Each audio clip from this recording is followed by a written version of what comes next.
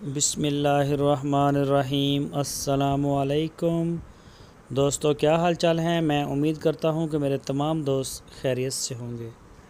दोस्तों, शाह मोहम्मद चोलस्तानी गाय लेके आए हैं। दूसरा सुबह सुई है, अभी एक दिन हो गया इसको सुई हुई को, दूसरा सुबह।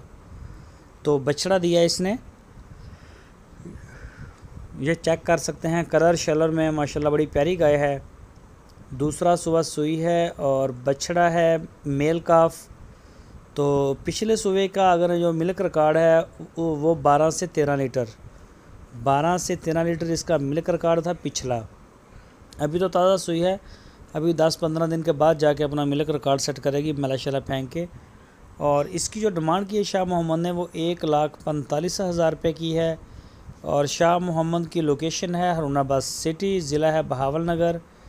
आप वहां जाके चेक कर सकते हैं। और अगर आप ऑनलाइन आर्डर देना चाहें तो पूरे पाकिस्तान से जहां से चाहें आप ऑनलाइन आर्डर अपने घर बैठे दे सकते हैं।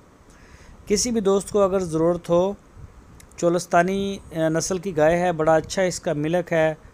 और ख़ासकर पीने के लिए अगर आप फार्म के लिए रखना चाहें तो भी माशाल्लाह बड़ी अच्छी गाय है। आप रख सकते हैं इसे अपने फार्मिंग के लिए या फिर अपने घर के लिए।